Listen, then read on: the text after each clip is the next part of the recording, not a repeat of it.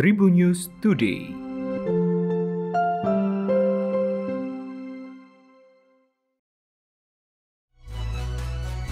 Halo, apa kabar Tribuners? Berjumpa kembali bersama Hakim di Tribun News Today. Hakim akan berbagi informasi menarik hari ini, mulai dari informasi nasional, regional, selebritis, dan juga olahraga. Pemerintah kembali menetapkan aturan baru soal pelaku perjalanan dalam negeri. Kini pelaku perjalanan darat yang menempuh jarak minimal 250 km atau 4 jam perjalanan wajib membawa kartu vaksin dan hasil negatif tes PCR atau antigen. Aturan tersebut tertuang dalam Surat Edaran SE Kementerian Perhubungan Nomor 90 Tahun 2021 yang merupakan hasil revisi dari Surat Edaran Menteri Perhubungan Nomor 86 Tahun 2021.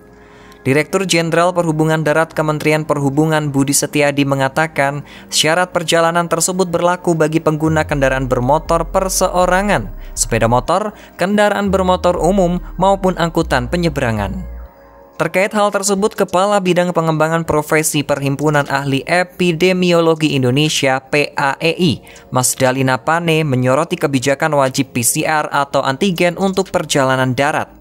Dia menilai semestinya tes PCR tidak diwajibkan pada proses screening melakukan perjalanan domestik. Menurutnya, tes PCR pada screening sebelum melakukan perjalanan dalam negeri tak memberi dampak pada pengendalian situasi COVID-19 di Indonesia. Berbeda halnya pada pelaku perjalanan luar negeri, wajib tes PCR yang memang penting untuk dilakukan. Mas Dalina pun menjelaskan tes pemeriksaan COVID-19 berfungsi sebagai diagnostik kasus dan juga screening. Selama ini, kata Mas Dalina, dalam upaya mendiagnostik kasus COVID-19 di Indonesia lebih menggunakan tes rapid antigen dibandingkan dengan PCR. Sehingga syarat perjalanan dalam negeri pakai tes PCR dinilai tak masuk akal karena bukan tahap prioritas dalam pengendalian COVID-19. Pemerintah Provinsi Jawa Tengah menghentikan pembelajaran tatap muka atau PTM di sejumlah sekolah di Kota Semarang, menyusul ditemukannya kasus penularan COVID-19 di beberapa sekolah. Ganjar menegaskan dari kejadian tersebut pentingnya untuk tetap menjaga protokol kesehatan. Setiap sekolahan wajib memiliki Satgas COVID-19 yang bertanggung jawab untuk memantau terus-menerus pelaksanaan PTM serta evaluasi. Ganjar meminta siswa maupun guru yang dinyatakan positif COVID-19 untuk diberikan perawatan khusus. Selain itu harus dilakukan tracing dan juga testing terhadap sekolah yang bersangkutan.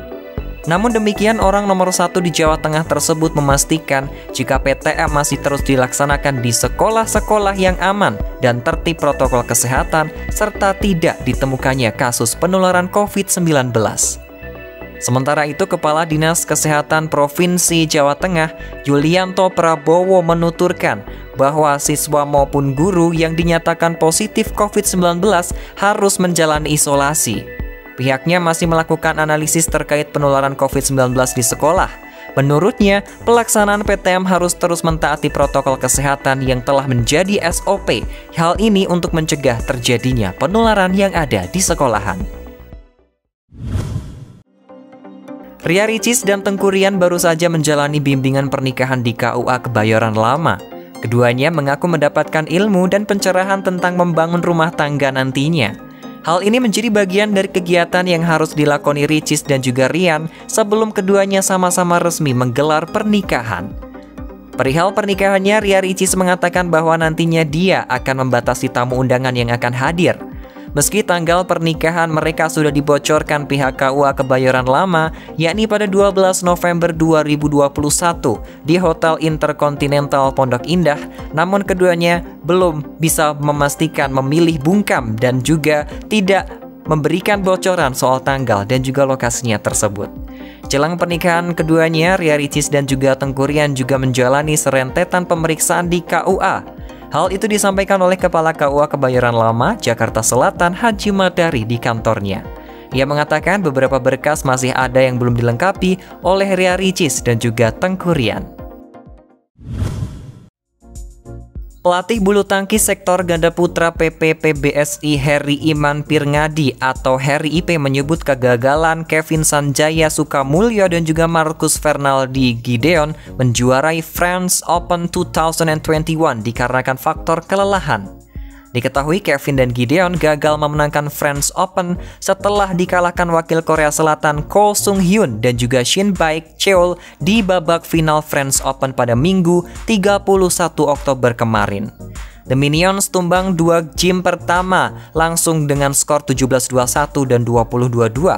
Kevin dan Gideon terus-menerus bertanding selama 6 minggu. Mereka membela Indonesia bermain di Piala Sudirman di Finlandia. Kemudian mengantar Indonesia menyabet gelar juara Piala Thomas di Aarhus, Denmark pada Minggu 17 Oktober kemarin. 2 hari berselang, pada 19 Oktober 2021, kedua pasangan ini langsung mengikuti Denmark Open. Setelah itu mereka langsung bertolak ke Perancis untuk mengikuti French Open. Dengan jeda waktu istirahat yang singkat, membuat stamina Kevin dan Gideon tidak lagi fit. Menurut Henry, laga semifinal melawan Fajar Alfian dan juga Emrian Ardianto pun cukup menguras tenaga. Hal itu turut menjadi penyebab gagalnya tim The Minions menyabet juara French Open 2021. Demikian tadi 4 informasi terupdate hari ini Tribuners. Jangan lupa untuk terus mendengarkan Tribun News Today hanya di Spotify, Tribun News Podcast, dan YouTube tribunnews.com.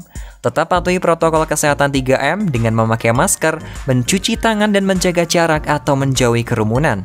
Saya Hakim pamit, sampai jumpa dan salam sehat untuk semua. Tribun News Today.